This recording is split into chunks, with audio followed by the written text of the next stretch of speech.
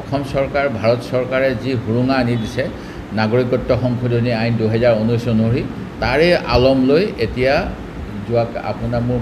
নামটোও মোৰ মনত নাই ছয়দা ডাঙৰীয়ানীয়ে যেনেকুৱা বক্তব্য ৰাখিলে সেই বক্তব্য এই নাগৰিকত্ব সংশোধনী আইন অসমত বলবৎ কৰাৰ পিছত এই পৰিস্থিতি আহিছে যদি তেওঁ অসম চৰকাৰে দৃঢ়স্থিতি ল'লে হয় প্ৰধানমন্ত্ৰী নৰেন্দ্ৰ মোদী ডাঙৰীয়াই 2014 চনৰ 16 মে'ৰ পিছত অসমৰ পৰা বাংলাদেশীয়ে তালি টোপোলা বান্ধিব লাগিব বুলি যি বক্তব্য আগবঢ়াইছিল গুৱাহাটীৰ জজ ফিল্ডত সেই কথা যদি তেওঁলোকে আখৰে আখৰে যোৱা 10 বছৰত ৰাখিবলৈ চেষ্টা কৰিলে হয় এই পৰিস্থিতিৰ অসমৰ সন্মুখীন নহ'লো হয় আৰু বাতৰি কাকতত এনেকুৱা বাতৰি আমি পঢ়িবলৈ নাপালোঁ হয় ইয়াৰ বাবে মই অসম চৰকাৰকো দায়ী কৰোঁ ভাৰত চৰকাৰক দায়ী কৰোঁ আৰু লগতে এই ভদ্ৰ মহিলাগৰাকীও এনেকুৱা কথা কোৱাৰ বাবে তেখেতকো মই দুখী বুলি কওঁ কিন্তু এটা কথা আছে অসমৰ কথাই মই ক'লোঁ আমি বহুতেই মানৱীয়তাৰ কথা কওঁ আৰু তেনেকুৱা কথাৰ কাৰণেই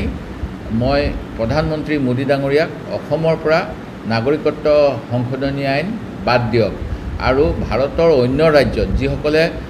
বাংলাদেশৰ পৰা অহা 6 ধৰ্মৰ মানুহক বা অন্য দেশৰ পৰা অহা 6 ধৰ্মৰ মানুহক ল'ব বিচাৰে তেখেতসকলৰ বাবে আমাৰ প্ৰথম প্ৰধানমন্ত্ৰী স্বাধীন ভাৰতৰ পণ্ডিত জৱাহৰলাল নেহৰুৱে যেনেকৈ পূৰ্ব পাকিস্তানৰ পৰা ৰিফিউজি হৈ অহা মানুহৰ বাবে দিল্লীত লাজপত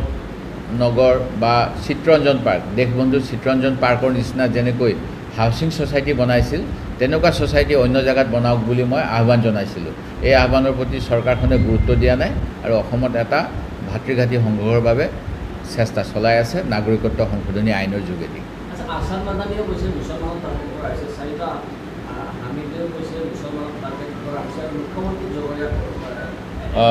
প্ৰকৃততে তেখেতসকলে নিজৰ ৰাজনৈতিক কথাৰ বাবে এনেকুৱা মন্তব্য দিছে মই অসম কংগ্ৰেছ বিধায়িনী দলৰ দলপতি হিচাপে ক'ব বিচাৰিছোঁ অসমৰ সকলো জাতি জনগোষ্ঠীক বিজেপি চৰকাৰখনে তেওঁলোকৰ অত্যাচাৰৰ বলি কৰিছে টাৰ্গেট কৰিছে আজি কোকৰাঝাৰৰ পৰ্বতজোৰাত যিখিনি কাণ্ড হ'ল বা আমাৰ মিকিৰ বামুণী গ্ৰাণ্ট বৰহমপুৰ সমষ্টিত যিখিনি কাণ্ড হ'ল কাৰ্বি আংলঙত যেনেকৈ বহিৰাগত কোম্পানীক 6 শিডিউল এলেকাৰ ভিতৰৰ মাটি দিয়া হৈছে নৰ্থ কাছাৰ হিলছত যিখিনি কৰা হৈছে বা গুৱাহাটীৰ তেনে সমীপৰ পলাশবাৰীৰ ওচৰৰ বৰদুৱাৰ অঞ্চলত ৰাভা জনগোষ্ঠীৰ ওপৰত যেনেকৈ উচ্ছেদৰ জাননী দিয়া হৈছে অথবা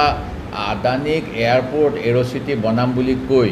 গুৱাহাটী মহানগৰীৰ অসমীয়া মানুহৰ ভূমি অধিগ্ৰহণ কৰিব বিচাৰিছে এই গোটেইবিলাক এই বিজেপি চৰকাৰখনৰ সময়ত হৈছে ইয়াত অকল মুছলমানসকলে বলি হোৱা নাই অসমৰ বিভিন্ন জাতি জনগোষ্ঠীৰ লোকসকল বলি হৈছে সেই গতিকে মই